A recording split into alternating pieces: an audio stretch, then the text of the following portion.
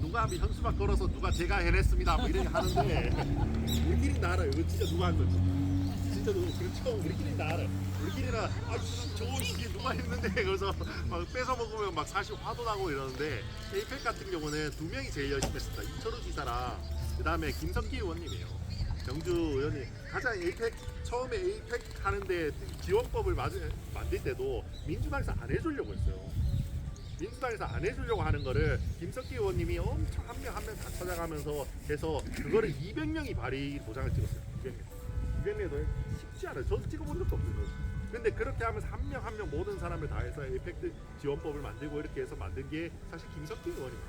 그러니까 사실은 만들어낸 건 윤석열 대통령이고 진짜로 하는데 제일 큰 기여를 한 거는 이철우, 김석기 의원인데 근데 어쨌거나 무대에 서야 되는 거는 뭐 이재명 대통령이고 또 어쩔 수 없이 이게 국가적인 행사다 보니까 현직 대통령을 빛내줄 수밖에 없는 측면도 있고 그러니까 종합적으로 하다 보니까 이재명 대통령이 좀 약간 이렇게 멋지게 보이는 그림이 나온 건 사실입니다. 근데 그거가 어차피 저는 일시적이라고 봅니다. 이제 끝났잖아요. 이제 끝났고 너무 그런 부분에 우리가 위축될 필요도 없고요. 그 다음에 나머지 세밀한 부분들을 봤을 때는 나라가 망가지고 있는 부분들이 너무너무 많습니다. 너무너무 많고 그런 부분들을 앞으로 제가 조금씩 다음에는 경제적인 것도 한번 말씀드릴게요. 코스피는 사실은 개인적으로는 가장 우리 당이 조금 아쉽게 생각하는 부분입니다. 코스피가 이재명 대통령의 저는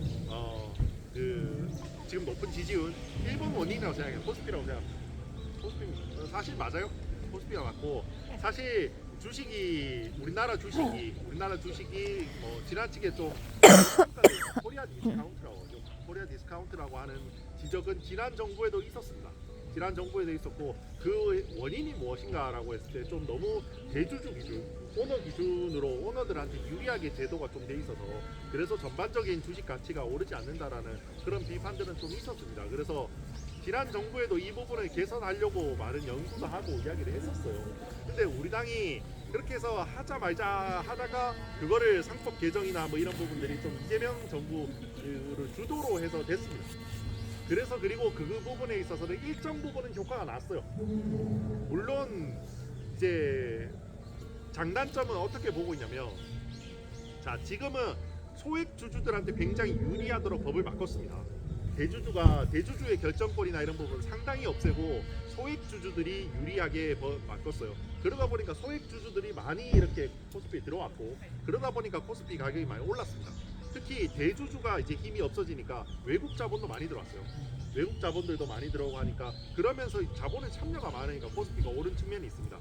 단기적으로는 이렇게 좋아 보이는 측면이 있습니다. 그건 맞습니다. 근데 다만 장기적으로 지금 걱정하는 부분은 대주주가 주로 했던 게 회사의 긴 정책을 보고 투자를 하는 게 또 대주주가 주로 했던 정책이거든요.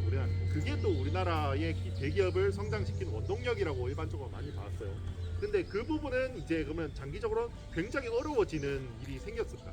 장기적으로 어려워지긴 생겼고 그게 향후에는 어떤 일로 발생할지는 아직까지 알 수 없는 상황이에요. 제일 대표적으로 제가 멀리 딴 거 갈 필요 없이 제가 딱 한 가지 사례를 설명드릴게요. 한국전력을 제가 예를 들어볼게요. 한국전력의 1대 주주는 대한민국입니다. 그리고 49%를 나머지 소수 주주, 해외 주주도 있고 그래요. 자, 우리나라 전력 산업이나 이런 거 할 때 코로나 때 갑자기 엄청나게 해외에서 가스 비용 이런 거 엄청 비싸지니까 끝까지 한국전력이 전기비 안 올렸어요. 국민들한테 해가 갈까봐 안 올렸습니다. 앞으로 그렇게 하면 범죄입니다. 이제는 못합니다. 왜냐하면 대주주 위주가 아니라 소액 주주를 보호해야 되기 때문에 소액 주주들 입장에서는 불만이죠. 아니 왜 뭐 국민들 전기료가 오르든 말든 뭔 상관이요. 한국전력 수익이 올라서 나한테 배당을 줘야지 라고 해버리면 할 말이 없어요. 못합니다. 이제는 범죄입니다. 이게 제일 대표적인 공기업도 이제 이런 게 난리가 날 거고 이게 공기업뿐만 아니라 삼성이나 뭐 이런 대기업들도 다 이런 문제들을 겪을 거예요. 이 장기적으로는 어떤 영향을 미칠지는 조금 더 오랫동안 지켜봐야 됩니다. 오랫동안 지켜봐야 되는데 어쨌거나 지금 단기적으로는 이게 소액 주주들한테 제도가 많이 유리하게 바뀌었고 그러다 보니까 코스피가 오르고 있는 건 사실이에요. 오르고 있는 사실이라서 물론 이게 뭐 어느 정도 갔다가 일정 부분은 조정이 올 수 있다라는 평가를 하시는 분들도 있는데 뭐 어느 정도 지금 정도 선은 적어도 유지할 거다라는 이게 일반적인 중론인 것 같습니다. 그리고 네. 요즘 용산에 불묘가 하나 있잖아. 네, 김현지가 있죠. 그 여자에 대해서 좀 이야기를 좀 해주세요. 왜 국회에서 손을 놨는데 왜 못 잡아 나옵니까? 일단은 당연히 원래 나와야 되는 사람인데 안 나오고 있어요. 원래 그 모든 그 기관 증인이라고 합니다. 이게 국정감사를 보면 증인이라고 부르면 기관 증인이 있고 그 다음에 그냥 일반 증인이 있습니다. 기관 증인은 원래 당연히 나오는 사람이에요. 그 고용노동부 감사를 하면 고용노동부 장관은 그냥 나와야 되는 거예요. 근데 뭐 말고 뭐 그 중요한 사건이 있으면 그 사람 우리 따로 신청해서 무슨 기업의 뭐 회장님이 뭐 노동부와 탄원 많이 한다니까 부릅시다 그러면 이런 건 부르는 거고 그 말고 기관 증인은 자동으로 나오는 거예요. 원래 대통령실 국정감사를 하면 총무비서관이거든. 총무비서관이 살림살이를 하는 사람이에요. 그 김현지가 원래 나오는 거예요. 무조건 나와야 되는 사람이. 근데 그렇게 나오라 그러니까 이 사람이 이제 그러니까 그만 안 나오는 자리는 부속실장에서 수행하는 사람이거든요. 수행하는 사람은 안 나오게 됐으니까 그걸로 보직을 딱 이동시켜버려요. 그러니까 이거는 안 나오게 하려고 하는 거예요. 근데 왜냐면 저희들도 들리는 첩보들이 많잖아요. 정치를 하면 저희가 들리는 첩보가 많습니다. 그다음에 성남시 그때부터 같이 그 동네에서 이렇게 같이 정치를 했던 사람들이나 이렇게 이야기를 들어보면 뭐 별의별 소문이 많은 거예요. 이 사람 관계가 둘 관계가 어떻다, 뭐가 어떻다 그러면서 별의별 소문들이 많고 그다음에 용산 안에서도 대통령실 안에서도 사람이 이게 공무원도 있고 여러 뭐 사람들이 많기 때문에 눈과 귀가 많거든요. 눈과 귀가 많기 때문에 이게 누가 실세다라는 걸 막 들리는 거예요. 기업들 이런 사람들은 그것만 보고 살거든요.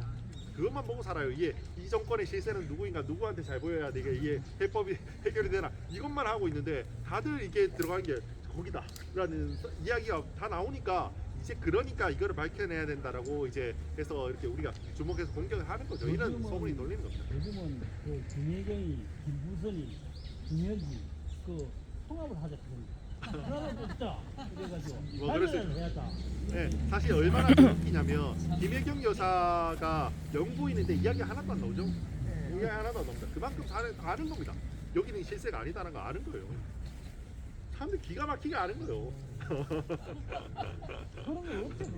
공개적으로 정말 끌어내가지고 정문에서 치든지 특검을 하든지 이래야 근데 그거는 저희가 아마 총선을 이기면 자동으로 될 거라고 봅니다. 제가 아까 전에 마이크를 잡고 이야기했던 것도 처음에 우리가 좀 약간 이렇게 힘든 시간이 있고 좀 약간 위축돼 있어도 그럴 필요도 없는 게 총선이 저는 지방선거 못지않게 몇 번의 저는 분기점이 있을 거라고 봅니다.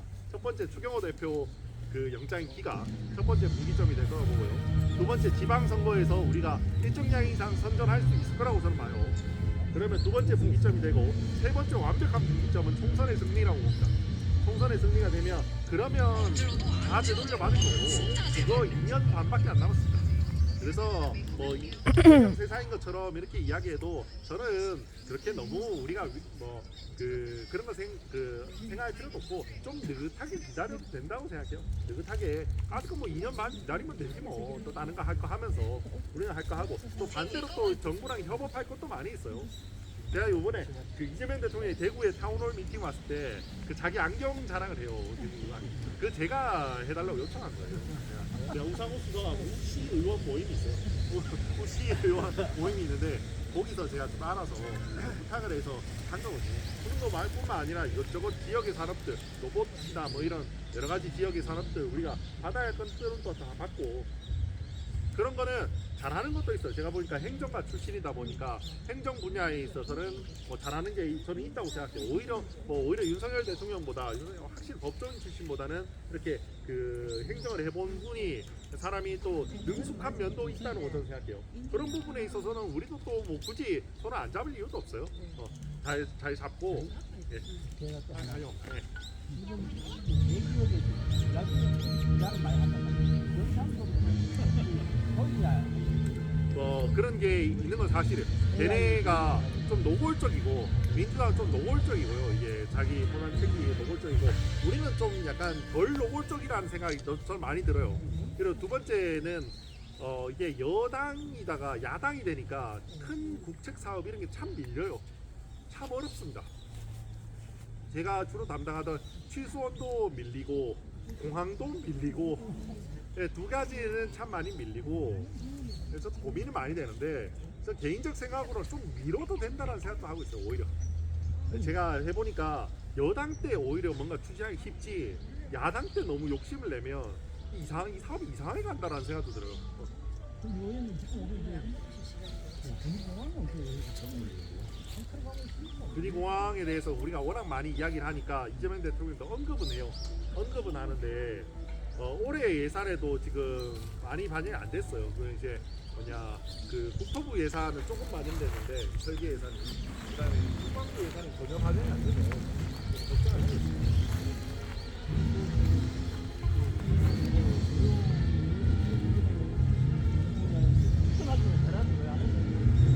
근데 그건 말도 안 되는 게 그때도 얘네가 국회 다수석이라서 안 도와줘서 못한 거예요. 우리가 하고 싶었죠, 당연히. 이재명이 그런 식으로 야지만 준 건데 사실 자기들은 이재명 정부랑 윤석열 정부가 완전 달라요. 여기는 180석 가진 정당이고요. 180석 가진 여당이고 우리는 해봐야 처음 110석, 180석 이랬던 여당이었어요. 할 수 있는 게 매우 적었어요. 그런 상황에서 못한 거를 가지고 그렇게 뭔가 비난하고 너희 할 만한 상황 전혀 아닙니다. 자기들이 안 도와주면 안 된 거예요. 예. 내일에 지방선거가 있는데요. 네. 대구 시장이 이준석 얘기가 제일 많이 나오는데 의원님은 어떻게? 제가 거기에 의견을 밝히는 건 그런데 그래도 그런 건 있는 것 같아요. 야당 여야를 했을 때 우리가 야당이잖아요. 대통령과 관계를 어떻게 맺을 것인가라는 것도 고민을 안 할 수는 없어요. 근데 너무 투사가 되는 거에 대한 좀 약간 걱정은 있습니다. 대구 시장이 너무 투사가 돼버리면 이게 시장은 사실은 국회의원은 저는 정치하는 자리라고 생각하는데 시장은 행정가이기도 하잖아요. 행정가이기도 한데 그럴 때 좀 있는 문제들 이런 것들도 좀 걱정을 하고 있습니다.